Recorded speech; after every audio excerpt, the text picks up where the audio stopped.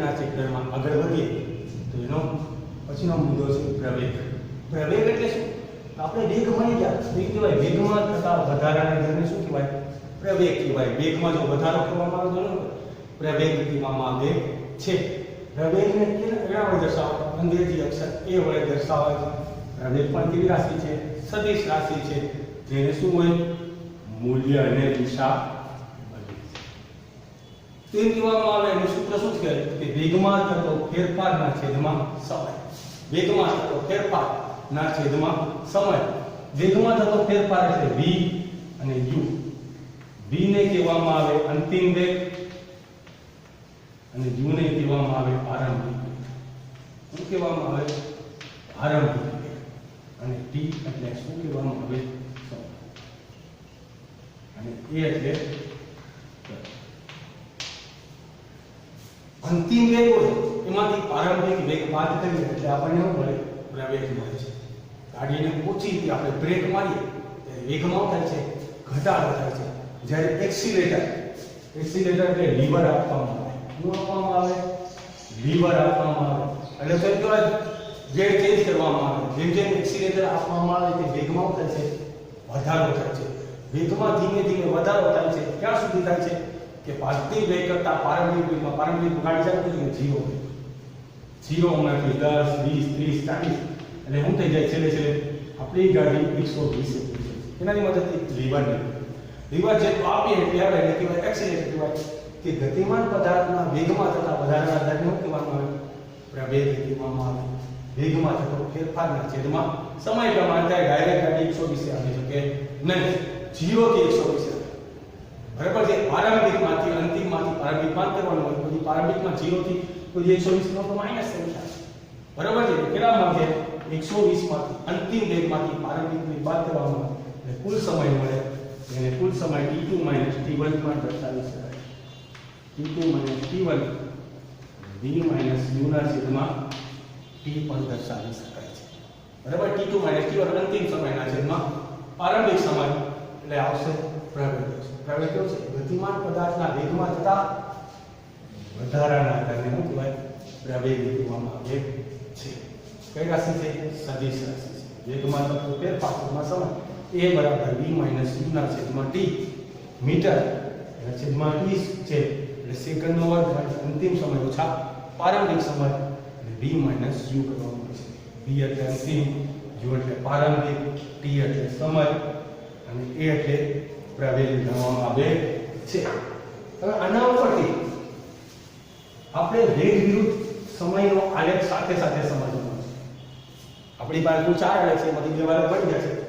વેગ વિરુદ્ધ સમયના આલેખ એટલે આ મૂલ્ય લખીએ છીએ કે વેગ અને સમય બરાબર છે. વેગ છે કિલોમીટરમાં અને સમય છે સેકન્ડમાં અથવા કલાકમાં. વેગ વિરુદ્ધ સમયના આલેખમાં છે. બરાબર છે. એમ કહેવામાં આવે પહેલી સેકન્ડમાં પહેલા કલાક છે. 1 કલાકમાં ગાડી કેટલા કિલોમીટર ચાલે? કે 25 કિલોમીટર. પછી બીજા કલાકમાં ગાડીનો વેગ કેટલો થઈ ગયો? કે 50 થઈ ગયો. ત્રીજા કલાકમાં કેટલો થઈ ગયો? કે 75 થઈ ગયો. ચોથા કલાકમાં કેટલો થઈ ગયો?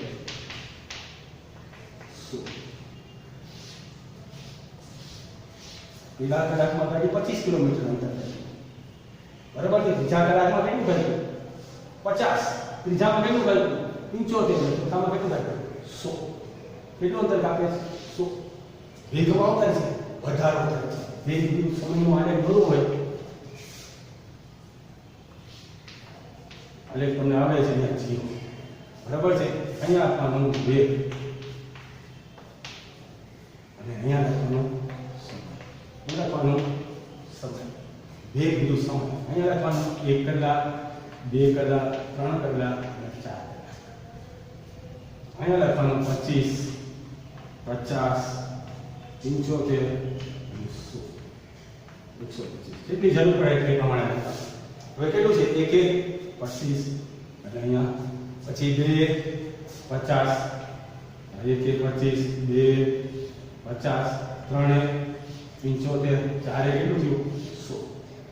અહીંયા 100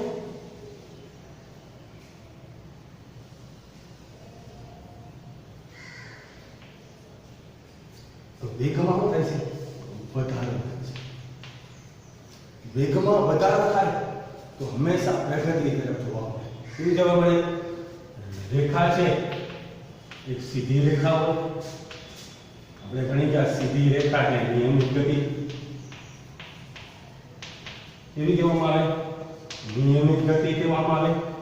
બરાબર છે. વેગની સમયની સાથે ફેરફાર થાય છે એટલે વેગમાં ફેરફાર થાય છે, પણ કેવી રીતે છે? સમયના પ્રમાણે ફેરફાર થાય છે. સીધી રેખા કહેવામાં આવે એટલે અનિયમિત ગતિ, પણ કેવું કહેવામાં આવે છે? અનિયમિત વેગ કહેવામાં આવે. વેગમાં વધારો જેમ જેમ સમય પ્રમાણે વેગમાં થાય છે વધારો થતો જાય છે અને ઉપરની તરફ રેખા આવે છે. શું થાય છે? વેગમાં વધારો. આપણે એમને એમ કહીએ કે 5 કેટલું હોય છે? તો 5 125 છે. કેટલું હોય છે? 5 કલાકે કેટલા કિલોમીટર આપણે કાપેલા છે? 125. જે સરેરાશ અંતર દોરવામાં આપી શકાય છે. એટલે પ્રવેગ વેગનું સમયનો આલેખ છે એ હંમેશા સીધી રેખા દર્શાવે છે, ઉપર ક્રોસ રેખા દર્શાવે છે. જે નિયમિત ગતિ કરતા અનિયમિત વેગ દર્શાવે છે. નિયમિત ગતિ ના કહેવામાં આવે કારણ કે સમયની સાથે બદલાતી જોવા મળે છે. પહેલા કલાકમાં કેટલા કિલોમીટર? 25, બીજામાં 50, ત્રીજામાં 75, ચોથામાં 100. અને જેમ જેમ વેગમાં વધારો થાય છે સીધી રેખા દર્શાવે વેગમાં શું દર્શાવે છે? વધારો દર્શાવે છે. વેગમાં વધારાને પ્રવેગ કહેવામાં આવે. શું કહેવામાં આવે? વેગમાં થતા વધારાને શું કહેવામાં આવે? પ્રવેગ કહેવામાં આવે છે. વેગનું સમયનો આલેખ હંમેશા ઉપર તરફ રેખાય છે અને હંમેશા કેવી છે? સીધી રેખા. બરાબર છે. આ ક્રોસ રેખા કહેવામાં આવે. સીધી રેખા ક્રોસ રેખા. નિયમિત ગતિ કેવું વેગ? અનિયમિત વેગ તરીકે ઓળખવામાં આવે છે.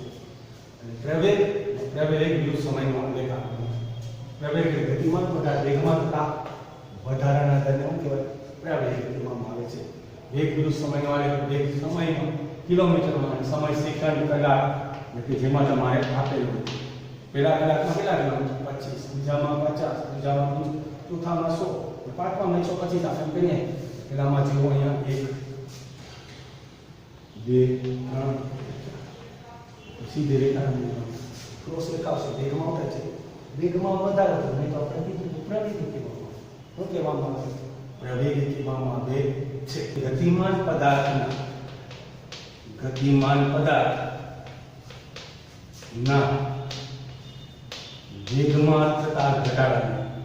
વેગમાં થતા ઘટાડાના દરને શું કહેવામાં આવે છે? પ્રતિપ્રવેગ કહેવામાં આવે છે. શું કહેવામાં આવે? પ્રતિપ્રવેગ કહેવામાં આવે. વેગમાં થતો ઘટાડાને શું કહેવાય? પ્રતિપ્રવેગ કહેવામાં આવે છે. પ્રતિપ્રવેગને પણ એ વડે દર્શાવવામાં આવે છે. બરાબર છે. એ પણ કેવી રાશિ છે? સદિશ રાશિ છે. આમાં થોડું ફેરફાર છે. શું છે? વેગમાં થતો ઘટાડો છે એટલે અંતિમમાં શું હોય છે? પ્રારંભિક ઊંધું હોય છે. અને સૂત્ર લખીએ કે જેમ વેગમાં થતા ઘટાડાનો દર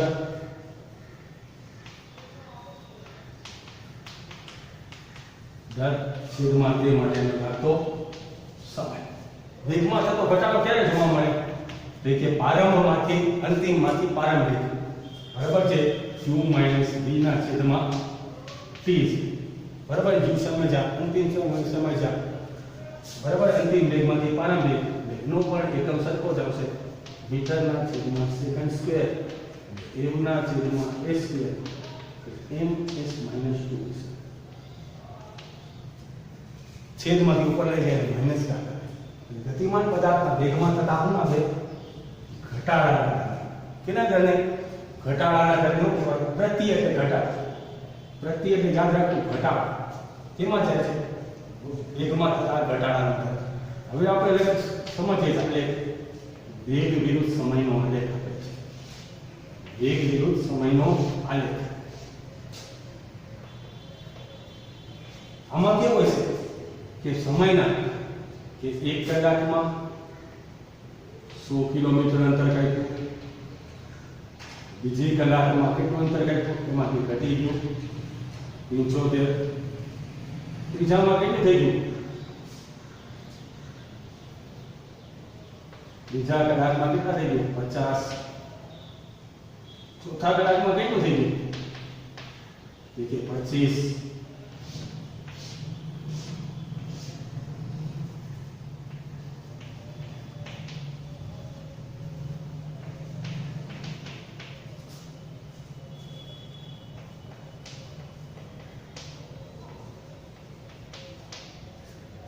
પહેલા કલાકમાં 100 કિલોમીટર, બીજા કલાકમાં 75, ત્રીજા, કારણ કે ખરબચડો રસ્તો છે. જેમ જેમ એક્સિલેટર અથવા બ્રેક વધુ લાગે વેગમાં થાય છે, ઘટાડો થાય છે. આમાં તો શું ને વેગ વિરુદ્ધ સમયનો આલેખ જીરો વેગ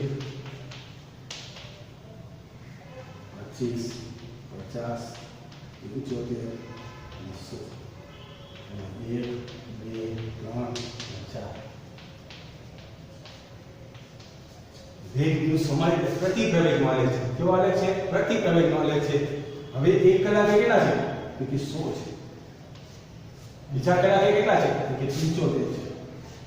ત્રીજા કલાકે કેટલા છે? તો કે 50 છે. અને ચોથા કલાકે કેવું છે? 25 છે. હવે હંમેશા ઉપરથી નીચે તરફ આવે છે. કેવી ગતિ આવે છે? ઉપરથી નીચે તરફ આવે છે. એટલે શું થાય છે? વેગમાં શું થાય છે? ઘટાડો. વેગમાં શું થાય છે? ઘટાડો થાય છે. વેગમાં ઘટાડો થાય એને તો પ્રતિ પ્રવેગ કહેવામાં આવે. વેગમાં ઘટાડો થાય એને શું કહેવામાં આવે? પ્રતિ પ્રવેગ કહેવામાં આવે છે. સમજાય છે? વેગમાં થતો ઘટાડો ન કહેવાય, પ્રતિ પ્રવેગ કહેવામાં આવે છે. ગતિમાન પદાર્થના વેગમાં થતા ઘટાડાનો દર. કેટલા દર? ઘટાડો. અહીં a માંથી 100 કિલોમીટર સુધી શું થતા હતા? ગલી આવી બ્રાક આવ્યા કે રોડ પર જેમ ખરબચડા રસ્તાઓની ગતિ હોય આવી ગતિ કહેવામાં આવે. ખરબચડા વાળી રસ્તાવાળી ગતિ, ખરબચડો રસ્તો હોય, બરાબર છે, તો ગર્દી ભીડવાળો રસ્તો હોય, ભીડવાળો રસ્તો હોય, આવો રસ્તો હોય ત્યાં આપણો વેગમાં થાય છે ઘટાડો થતો જોવા મળે છે.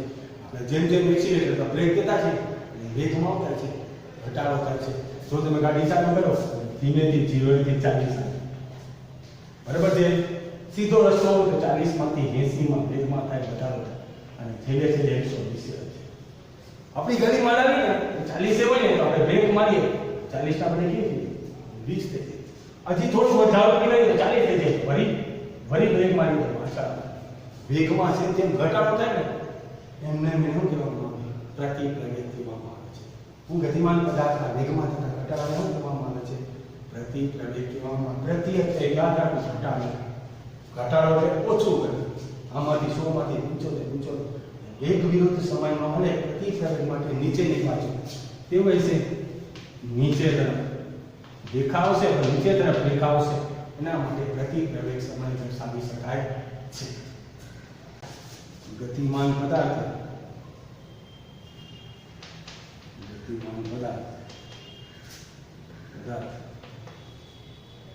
ના વેગમાં થતા વધારાના દરને શું કહેવામાં આવે? પ્રવેગ કહેવામાં આવે. ગતિમાન પદાર્થના વેગમાં થતા વધારાના દરને શું કહેવાય? પ્રવેગ કહેવામાં આવે. અહીંયા લખવાનું ગતિમાન પદાર્થના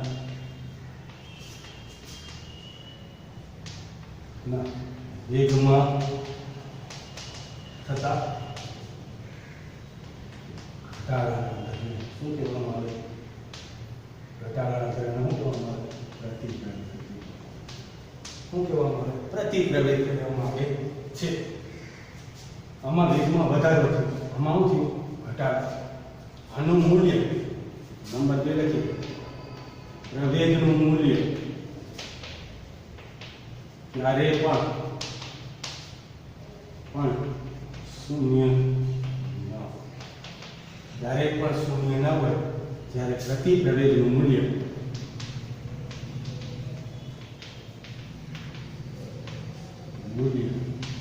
શૂન્ય ધન ઋણ હોઈ શકે, શૂન્ય પણ હોઈ શકે, માઇનસ કરીને ઓછી પણ સંખ્યા આવે. કારણ કે 100 માંથી 75 બાદ કરશો તો બરાબર છે, 75 માંથી 100 બાદ કરશો તો કેવી રીતે માઇનસ સંખ્યા આવશે. પ્રતિ પ્રવેગનું મૂલ્ય શૂન્ય ધન હોઈ શકે છે. પછી ત્રીજું લખીએ કે આલેખમાં રેખા નીચેની તરફ લંબાય છે. ક્યાં તરફ લંબાય છે? આમાં રેખા છે ઉપરની તરફ લંબાય છે. આમાં રેખા વેગ સમયના આલેખમાં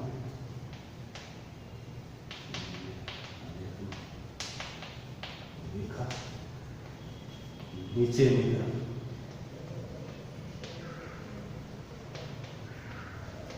નીચેની તરફ લંબાય છે. શું થાય છે? ઘટાડો થતો જોવા મળે છે. બાકી જોતું નથી સદિશ રાશિ છે, આમાં પણ સદિશ રાશિ જ આવશે. આનો એકમ પણ સરખો જ આવશે, મીટરના છેદમાં સેકન્ડ સ્ક્વેર. આનામાં પણ આવશે મીટરના છેદમાં સેકન્ડ સ્ક્વેર. આ બંને સરખા આવશે, ખાલી એટલું યાદ રાખવાનું આમાં વધારો લખવાનું. અને આનું પીવી મૂલ્ય ક્યારેય કેવું હોય? શૂન્ય ન હોય. આમાં ઘટાડો થાય છે, આનું મૂલ્ય કેવું હોય છે? પ્લસ માઇનસ એ 0 હોઈ શકે છે.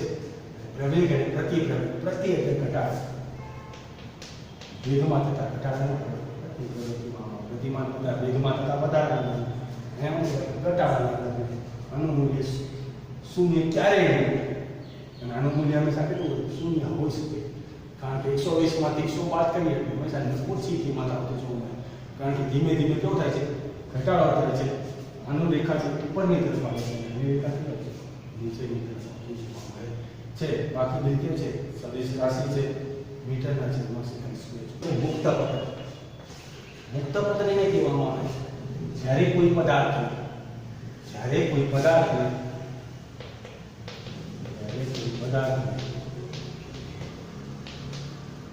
અમુક ઊંચાઈ ત્યાંથી મૂકવામાં આવે છે. અમુક ઊંચાઈથી મૂકવામાં આવે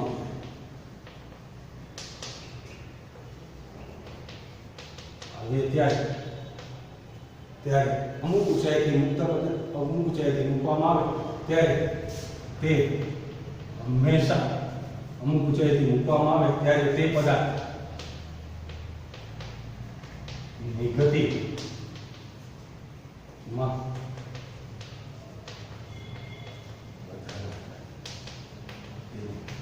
શું કહેવામાં આવે? મુક્ત પદ.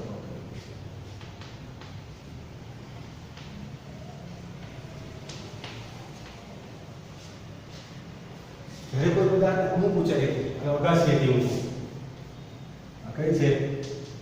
અગાસી ઉપર એ નામનો વ્યક્તિ છે, બરાબર છે? અગાસી ઉપરથી એ નામનો વ્યક્તિ છે. કોઈ પદાર્થને મૂકી દે છે. આ એક દડો છે, બરાબર છે?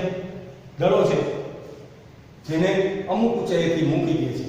તમને ખબર છે પૃથ્વી ઉપર ગુરુત્વાકર્ષણ બળનું મૂલ્ય પૃથ્વીમાં શું રહેલું છે? ગુરુત્વાકર્ષણ બળનું મૂલ્ય.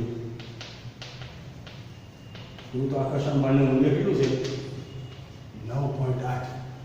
આપણા ભણવામાં આવશે કે ન્યૂટન નામના વૈજ્ઞાનિક છે, ઉપરથી એક સફરજન પડીને તે જમીનમાં પડી, તેની દિવાલ જમીનમાં પૃથ્વીમાં એ કોઈ બળ રહેલું છે. કેવું રહેલું છે? બળ રહેલું છે. આ બળને એવું કીધું? ગુરુત્વાકર્ષણ બળ કીધું, જેનું મૂલ્ય કેટલું હોય છે? 9.8. કેટલું હોય છે? 9.8 છે. દરેક પદાર્થને ઉપર તરફ નીચેની તરફ ખેંચે છે, બરાબર છે? હવે હું અગાસી પરથી ધરાને ધીમે ધીમે ધાર કરી દઉં છું, બરાબર છે? અને પ્રારંભિક વેગ કેટલો છે? શૂન્ય. પ્રારંભિક વેગ કેટલો કહેવામાં આવે? પ્રારંભિક વેગ શૂન્ય. એટલે શું થશે? વેગમાં શું થશે? વધારો થશે. શું થશે? વેગમાં શું થતો જોવા મળે? વધારો થતો જોવા મળે છે. અને છેલ્લે આવશે ત્યારે યુની કિંમત v કરતા કેવી છે? વધુ હશે. યુની કિંમત કેટલી છે? v કરતા વધુ. કારણ કે અગાસી પરથી એટલે મૂકતું તો નીચે તરફ આવે છે. હવે એવું તમારે કરવું હોય, પ્રયત્ન કરવો હોય કે નીચેથી ઉપર તરફ ઘા કરવું પડે ને, હંમેશા વધુ બળ લગાડી આપણને ઉપર ઘા કરી શકાય. ડાયરેક્ટ ગુરુત્વાકર્ષણ બળની વિરુદ્ધ દિશામાં કોઈ કાર્ય કરી શકાતું નથી. બળ કેવું લગાડવું પડે? ઉપર લગાડવું પડે છે, બરાબર છે? જ્યારે મુક્ત પદને જો કોઈ અમુક ઊંચાઈથી મૂકવામાં આવે છે, બરાબર છે? મૂકવામાં આવે છે, પદાર્થ ગતિ ન થાય છે, વધારો થાય છે, અને પૃથ્વીના શું આવે છે? ગુરુત્વાકર્ષણ બળ આવે છે, જેને શું કહેવામાં આવે છે? મુક્ત પદ કહેવામાં આવે. કોઈ પણ પદાર્થને મૂકી દે, જમીન ઉપર પડે છે, ઉપરથી આકાશમાંથી જ્યાં ગુરુત્વાકર્ષણ બળનું શૂન્ય મૂલ્ય છે, ત્યાં પણ કેટલાક પદાર્થો અવકાશમાં પડે છે. પૃથ્વી પર પડતા પડે 1200 લાગે આવશે, જ્યાં જમીન ઉપર જ આવશે. એટલે એમ કેવા અગાસી ઉપરથી પ્રારંભિક વેગ કેવું છે? શૂન્ય છે. એમને વજન વગર કોઈ વસ્તુ ભૂલમાં પડી જાય તો પણ ક્યાં આવે છે? નીચે આવે. પ્રારંભિક વેગ હંમેશા શૂન્ય હોય. હવે વેગમાં શું છે? એના માટે મુખ્યત્વે 4 મુદ્દા જોવાના છે. 1, 2, 3 અને 4 મુખ્ય પોઈન્ટ છે, અથવા મુદ્દા કહેવામાં આવે તો મુક્ત પતન સમજવું ત્યારે સમજ કે પ્રવેગ છે ગતિની દિશામાં શું કરે છે? પ્રવેગ છે ગતિની દિશામાં ક્યાં થાય છે? ગતિની દિશામાં થાય તે હંમેશા ઝડપમાં થાય છે વધારો થતો જોવા મળે. જે દિશામાં જતા હોય દિશામાં શું થાય છે? ઝડપમાં વધારો થાય છે. પછી કહેવાય પ્રવેગની વિરુદ્ધ દિશામાં. કેવી દિશામાં? વિરુદ્ધ દિશામાં જાવ તો હંમેશા થાય છે ઘટાડો થાય છે. ઝડપમાં હંમેશા થાય છે ઘટાડો થાય છે. મેં કીધું પ્રવેગ ઉપર તમે ઘા કરો તો તમારાથી દડો ઉપર પહોંચે કે ન પણ પહોંચે. શું કરવું પડે? વેગમાં વધારે કરવું પડે. આમાં ઝડપમાં થઈ વધારો થઈ અને એમાંથી ઝડપમાં ઘટાડો થઈ 500 ની સ્પીડે ઘા કરો તો ઉપર મૂકશે આ ધીમેથી મૂકશે. જ્યારે ઉપરથી ધીમેથી જોર તે વજન લઈને મૂકશે ત્યારે તે કોઈ પણ સમય પકડાશે નહીં. પછી જે જ્યારે પ્રવેગનું મૂલ્ય અચળ પ્રવેગ ત્યારે શું થાય છે? મુક્ત પતન કહેવામાં. અચળ પ્રવેગી ગતિ કઈ ગતિ કહેવાય? અચળ પ્રવેગી ગતિ. કોઈ પણ પ્રકારનો વેગ નહીં, પ્રવેગ ખાલી મૂકી જ દેવાનું છે. શું કરવાનું છે? મૂકી દેવાનું. જો અચળ પ્રવેગ હોય ત્યારે કઈ ગતિને શું કહેવામાં આવે છે? મુક્ત પતન. જ્યારે કોઈ પદાર્થ અમુક ઊંચાઈથી મૂકવામાં આવે ત્યારે નીચેની તરફ શું થાય છે? વધારો થાય છે. કેવા જ્યારે આવે છે? અચળ પ્રવેગ. પ્રવેગ લાગતું નથી. કોઈ પણ પ્રકારનું બળનું મૂલ્ય ન લાગે, વેગ ન લાગે, કોઈ પણ ન લાગે. અચળ પ્રવેગ હોય શું કહેવાય? મુક્ત પતન. છેલ્લું છે પ્રવેગ અચળ ન ક્યારે હોય? પ્રવેગનું મૂલ્ય અચળ ક્યારે ન હોય? જ્યારે ટ્રાફિક વાળા રસ્તા ઉપર જાઓ ત્યારે એમ કહેવામાં આવે વેગમાં શું થાય છે? ઘટાડો. શું થાય છે? વેગમાં ઘટાડો. મેં તમને હમણાં કીધું 40 કિલોમીટર આપણી ગાડીમાંથી નીકળીએ, એક ગાડીમાંથી બીજી ગાડીમાં તો 20 થઈ જાય. પછી વળી વધારે તો 40 થઈ જાય, વળી 20 થઈ જાય. વેગમાં થાય છે ઘટાડો થાય. ટ્રાફિક વાળા રસ્તા ઉપર પ્રવેગ ક્યારે હોય? અચળ ન હોય. વેગમાં વધારો ઘટાડો થયા જ છે. ક્યારેય તમે 40 ની સ્પીડે 20 ગાડી ચલાવી શકાય નહીં. આ એક ખાસ છે મુક્ત પતનના 4 મુદ્દા છે. પહેલું છે પ્રવેગ ગતિની દિશામાં હોય તો ઝડપમાં વધારો થાય. ગતિની દિશામાં છે નીચે તરફ છે તો વધશે. વિરુદ્ધ દિશામાં ઝડપમાં થાય છે ઘટાડો થાય છે. જો અચળ પ્રવેગ હોય તો શું કહેવામાં આવે? મુક્ત પતન કહેવામાં આવે. અને પ્રવેગ અચળ ન હોય, જ્યારે અચળ ન હોય ત્યારે શું કરે છે? ટ્રાફિક વાળા રસ્તા ઉપર પ્રવેગ ત્યારે અચળ હોતો નથી. જો સીધા રસ્તા ઉપર જાવ તો પ્રવેગનું મૂલ્ય અચળ હોય, બાકી ત્યારે અચળ હોતું નથી. અને મુક્ત પતન, પ્રવેગ અને પ્રતિપ્રવેગ આપણે જોયું. આ પાઠમાં મુખ્યત્વે ભણવામાં આવશે બધી વ્યાખ્યા, તફાવત, આટલું છે મુખ્ય ભણવાનું. વિરામ ભાઈ આપણે પ્રવેગ ભણ્યા. વેગમાં થતા વધારાના દરને પ્રવેગ કહે છે, બરાબર છે. પછી પ્રતિપ્રવેગ, વેગમાં થતા ઘટાડાના દરને કહેવાય પ્રતિપ્રવેગ કહેવામાં આવે છે. બે કેવી રાશિ છે? કે સદિશ રાશિ છે. કેવી રાશિ છે? સદિશ રાશિ છે. વેગનો ઘટાડો હોય, બરાબર છે, પ્રવેગ છે એ ઉપર તરફ દર્શાવશે. વેગનો ઘટાડો છે કેવી રીતે ચાલે? નીચેની તરફ દર્શાવે છે. પછી ભણ્યા મુક્ત પતન. જ્યારે કોઈ પદાર્થ અમુક ઊંચાઈથી મૂકવામાં આવે, બરાબર છે, અમુક ઊંચાઈ મૂકવામાં આવે, અમુક ઊંચાઈ એટલે અચળ. અમુક ઊંચાઈ એવું કહેવામાં આવે અચળ પ્રવેગ. અચળ પ્રવેગને જ કહેવામાં આવે. અમુક ઊંચાઈથી મૂકવામાં આવે કોઈ પણ સમય મૂકો એટલે પ્રારંભિક વેગ પ્રારંભિક વેગ કેવો હોય છે? શૂન્ય હોય છે. કેવો છે? શૂન્ય હોય છે. મેં તમે આકાશ પર એકદમ મૂકી દીધું, આ પેડો નીચે જશે. કોઈ પણ પ્રકારનું ટચ કર્યા વગર નીચે વેગમાં હંમેશા વધારો જોવા મળે. ઉપર જે વેગ હોય ને વેગો, કારણ કે પૃથ્વીમાં એક બળ રહેલું છે એટલે ગુરુત્વાકર્ષણ બળ કહેવામાં આવે. આ વિશે આપણો આખો પાઠ છે, 9મો પાઠ છે. આપણે ભણવાના છે કે પૃથ્વીમાં એવું બળ રહેલું છે જેનું 9.8 જેટલું બળ છે પૃથ્વીના અમુક ઊંચાઈથી ખેંચે છે, જેના લીધે પદાર્થના વેગમાં થાય છે વધારો થતો જોવા મળે છે. જો પ્રવેગ ગતિની દિશામાં હોય તો ઝડપમાં વધારો, વિરુદ્ધ દિશામાં હોય તો ઘટાડો, અચળ પ્રવેગ હોય તો મુક્ત પતન, અને પ્રવેગ ન હોય તો ટ્રાફિક વાળા રસ્તા. આ એક સામાન્ય ઉદાહરણ લઈ દઉં છું. જો પવન હોય ને તો એની ગાડી દિશામાં ચલાવો તો ગાડી હંમેશા ધીમે ચાલે. વિરુદ્ધમાં ચલાવો તો કેવો છે? પવન પાછળથી ધક્કો દે છે, આપણને આવું થશે. આના કરતાં પણ શ્રેષ્ઠ ઉદાહરણ તમને આપી દઉં. પતંગ જ્યારે ઉડાડવામાં આવે ને ત્યારે પવનની હંમેશા વિરુદ્ધ દિશામાં ઉડાડવામાં આવે. કેવી દિશામાં ઉડાડવામાં આવે? વિરુદ્ધ દિશામાં આવે. પાછળથી પવન લાગવો જોઈએ, સામેથી નહીં, આમથી પવન ન લાગે. આવું કરી તો ક્યારેય પતંગ ઉડે નહીં. શું કરવાનું? ખાલી પતંગ ઘસી પર લઈને મૂકી દેવામાં, પાછળથી પવન આવશે એટલે પતંગ શું થશે? ધીમે ધીમે વધારો થશે. વેગમાં તો વધારે ન કહેવાય, પ્રવેગ કહેવાનું. સામેની બાજુ ના, સામેની જો પતંગમાં પવન ઓછી હોય તો શું થાય છે? ઘટાડો થાય છે. કેટલાક સમય પ્રવેગ અચળ ન હોય તો એના માટે શું થાય છે, વધારો ઘટાડો થાય તો કેવું થાય છે, અચળ હોતું નથી. જ્યારે બળ ઓછી વધારે પોતાનું છે બેલેન્સિંગ થતું નથી. એના માટે નિવારવામાં આવે મુક્ત પતનનું એક સૌથી સારામાં ઉદાહરણ છે. અમુક ઊંચાઈથી પદાર્થ મૂકવામાં આવે, ગુરુત્વાકર્ષણને કારણે પૃથ્વી તરફ નીચે તરફ ખેંચે છે.